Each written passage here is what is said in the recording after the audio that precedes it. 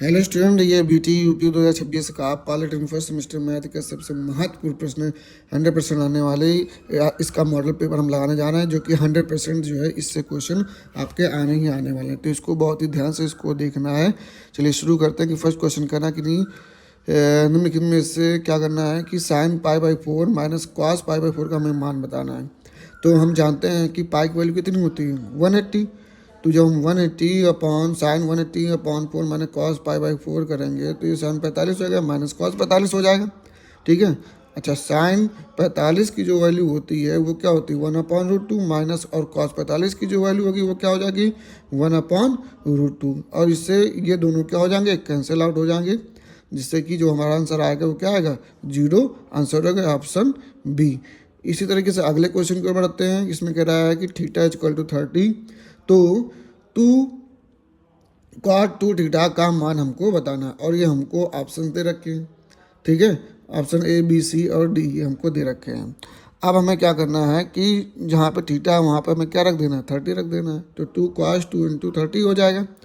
अब इसके बाद इसका मल्टीप्लाई कर दोगे तो क्या आ जाएगा 2 cos 60, और cos 60 की वैल्यू कितनी होती है 1/2, 2 कैंसिल आ गया 1। लेकिन क्या ऑप्शन में दिख रहा है, ऑप्शन नहीं दिख रहा है, इसका मतलब कि ऑप्शन इनकरेक्ट है, आंसर हमारा 1 होगा। अगले क्वेश्चन में बढ़ते हैं। इसमें कह रहा है limit x belongs to 1 log x upon x minus 1 का मान इसमें हमें बताना है, और ये हमको ऑप्शन दे रखे हैं। तो ऑप्शन में 1 0 और c माइनस 1, तो ये सीधे सीधे इसका एक स्टेटमेंट होता है। और इस स्टेटमेंट में क्या आता है कि limit x belong to 1 log x minus 1 equal to होता है क्या हमारा 1 होता है। ठीक है, तो इसको हम क्या लिख देंगे 1 डायरेक्ट ही लिख देंगे, और ये हमारा क्या हो जाएगा आंसर हो जाएगा। अब इसके बाद में हम अगले क्वेश्चन की बढ़ते हैं। कह रहा कि limit x belongs to 2x² minus 5x² plus 6 upon x² minus 4। अब हम क्या करेंगे, हम इसका कर देंगे क्या फैक्टर, किसका x² माइनस 5x प्लस 6 का हम क्या कर देंगे, हम फैक्टर कर देंगे।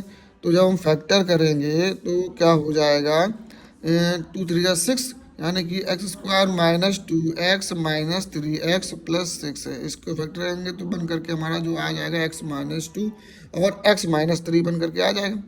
अच्छा, इसमें हम लिख लेंगे लिमिट x बिलोंग्स टू 2 और x minus 2 and x minus 3 upon x² minus 4, ये हो जाएगा। तो x minus 2 plus x plus 2 हो जाएगा, इससे x minus 2 x minus 2 cancel हो जाएगा। तो x minus 3 upon x plus 2, इसमें हम लिमिट रख देंगे। तो लिमिट जब हम रखेंगे तो x माइनस 3 है, तो x माइनस 3 रखें, x माइनस 3 में हम जब x वैल्यू 2 रखेंगे तो क्या हो जाएगा 2, क्या हो जाएगा उसका हो जाएगा 2 माइनस 3 अपॉन 2 प्लस 2। इसको जब सॉल्व करेंगे -1/4, ये आंसर हो जाएगा, है ना। ये हमारा क्या हो जाएगा आंसर हो जाएगा। आंसर क्या है सी। अब इसी तरीके से अगले क्वेश्चन में x plus 3 upon x plus 5 into x minus 1 equal to a upon x plus 5 plus 2 upon 3 into x minus 1, तो a का मान होता है। हम क्या करेंगे, इसका हम क्रॉस मल्टीप्लाई कर देंगे। क्रॉस मल्टीप्लाई करने पर क्या होता है x plus 3 x plus 5 into x minus 1 into a upon x plus 5 plus 5 into x minus 1 into upon x plus sorry 3 into x minus 1 हो जाएगा। अच्छा, इससे जो कट रहा है उसको हमने काट दिया। अब काटने के बाद क्या बचा है x plus 3 equal to x minus 1 into a plus x plus 5 into 2 बच जाएगा। अब इसके बाद में क्या होगा कि हम इसका हम क्या करते हैं मल्टीप्लाई कर देंगे। किससे किया मल्टीप्लाई, 3 से हमने मल्टीप्लाई कर दिया ऊपर, तो हो जाएगा 3 into x plus 3 equal to 3x plus 1, ये जो है आएगा। अब ये मल्टीप्लाई कर दिया तो इसके बाद अब हम अंदर भी इसका मल्टीप्लाई कर देंगे। जब अंदर मल्टीप्लाई करेंगे तो हमारा 3x plus 9 equal to 3x minus 3 into a plus, ये आ जाएगा। अब इसके बाद में हम ए का भी इसमें क्या कर देंगे मल्टीप्लाई कर देंगे। जब हम ए का मल्टीप्लाई कर देंगे तब हमको ये प्राप्त होगा। अब इसके बाद में हम क्या करेंगे कि इसमें कंपेयर यानी कि तुलना करने पर, तो इसका हम करा देंगे क्या, हम तुलना करने पर यानी कि हम तुलना करा देंगे। जब तुलना कराओगे तो ये हो जाएगा क्या हमारा 3 हो जाएगा, ये 3 है, इधर हो जाएगा 3a, है ना, और इधर जो आएगा प्लस का 2। तो इससे आंसर जो हमारा a की जो वैल्यू आएगी इसको सॉल्व करने पर वो आ जाएगा हमारा 1/3। कहीं पर दिख रहा है, हाँ, ऑप्शन डी, ये हमारा सही है। अब इसी के साथ में अगले क्वेश्चन की ओर बढ़ते हैं। कह रहा कि log a की पावर x का अवकलन गुणांक हमको बताना है। ठीक है, तो हमको ये पता है कि D by D X equal to log A की पावर एक्स है, और इसको हम सॉल्व करेंगे तो क्या हो जाएगा लॉग ई की पावर ई, और ये हो जाएगा 1/x, जो हमारा आंसर आ जाएगा 1/x लॉग ए की पावर ई, ये हमारा आंसर आएगा। अच्छा, क्वेश्चन क्या रहा है कि यदि NC12 है इक्वल टू NC8 तो बराबर किसके हैं। तो इसमें प्रॉपर्टीज़ लगती है। प्रॉपर्टीज़ में क्या लगती है, प्रॉपर्टी में क्या लगता है, NCR equal to NCN minus R, ये हो जाएगा। तो 12 इक्वल टू हो जाएगा N-8, और N की वैल्यू जो आ जाएगी वो कितनी आ जाएगी, 20 आ जाएगी, 20 आ जाएगी। ठीक है, मोस्ट इम्पॉर्टेंट क्वेश्चन है ये। अब इसी के साथ में हम अगला क्वेश्चन हम तो नहीं होगा। ठीक है, तो अब हम क्या करेंगे, इसमें हम अगला नंबर यानी कि जो होगी हमारी फर्स्ट डिजिट वो क्या हो जाएगी 9। हाँ, 9 तरीके से इसको ले सकते हैं, तो 1 से 9 हो जाएगा। अब बाकी जो डिजिट हो जाएगी वो क्या हो जाएगी 9 फैक्टोरियल, है ना। तो अब इसके बाद में ये डिजिट वाला, और इसके बाद में अब क्या हो जाएगा कि 9 इंटू 9 फैक्टोरियल, ये हो जाएगा 100।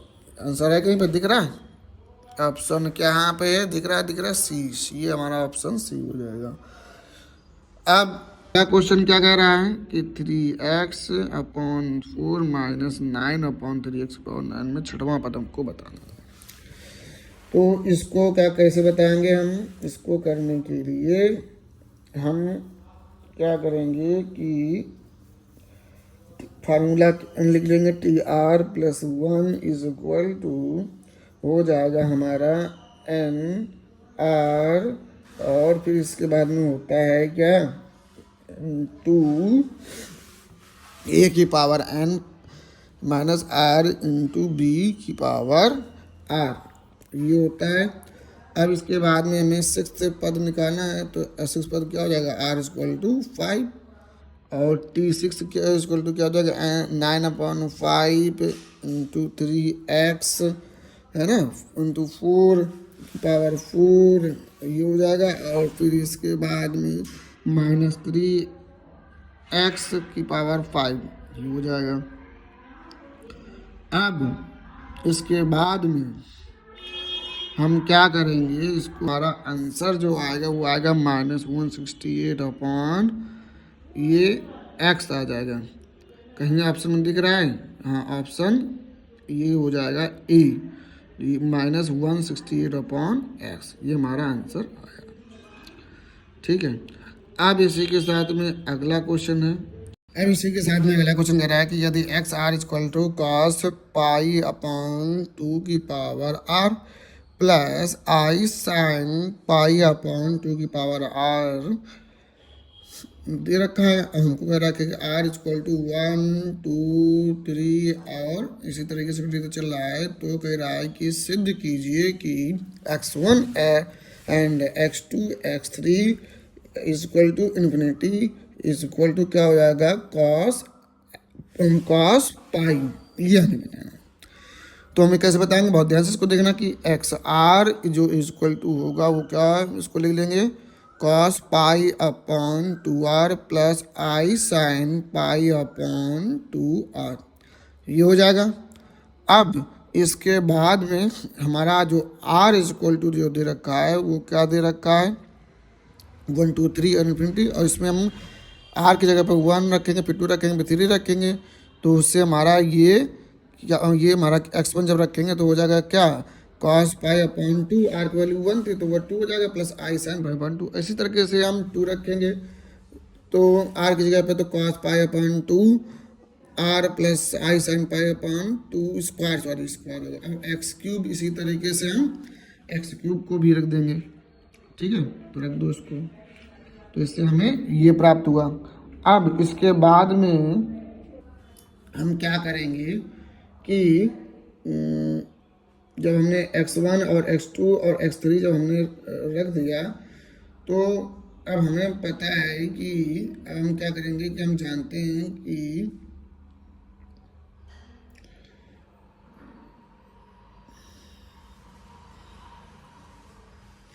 LHS ले लेंगे। तो LHS जब हम ले लेंगे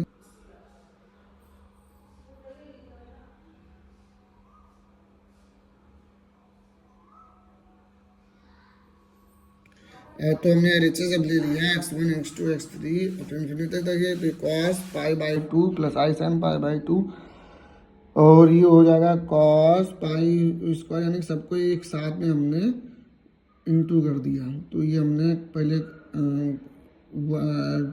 2 लिखा, फिर 2 स्क्वायर लिखा, फिर अब ये 2 क्यूब वाला हम इसको लिख रहे हैं। तो हमने इसको कर लिखने के बाद में ऐसे ही आगे तक चलता रहेगा, और इसके बाद में हम क्या करेंगे कि इस कॉस को हम अलग कर लेंगे, और साइन को हम अलग कर लेंगे, यानी कि वास्तविक वाले को अलग करेंगे और काल्पनिक वाले को हम क्या कर देंगे, अलग कर देंगे। तो जब हम अलग कर देंगे तो ये कॉस हो जाएगा into pi upon 2 plus pi upon 2 square plus pi upon 2 cube infinity का, इस तरीके से ये हो जाएगा।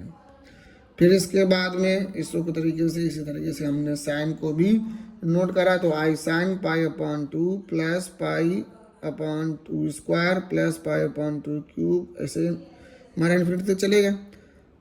अब इसके बाद में हम क्या करेंगे कि इसमें हम पाई कॉमन ले सकते हैं, तो पाई हमने कॉमन ले लिया, तो हमारे पास बचा ये, है ना। तो इसको हमने इस तरीके से नोट कर लिया। अब इसमें भी क्या है, इसमें भी पाई कॉमन ले सकते हैं, तो हमने इसमें पाई कॉमन लिया, तो हमारे पास अंदर ये बच जाएगा, यानी कि 1/2 plus 1/2 square plus 1/2 cube infinity तक ये बचेगा।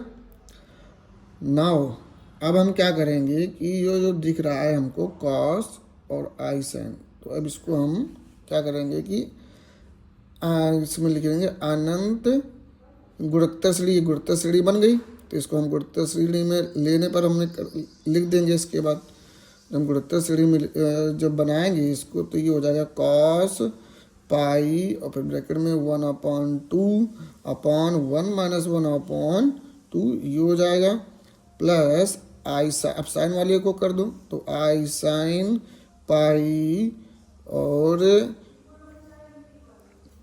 पाई इसको हम लिख देंगे इंटू 1/2 1 माइनस 1/2, और इसके साथ ही में हम ये लिख दिया।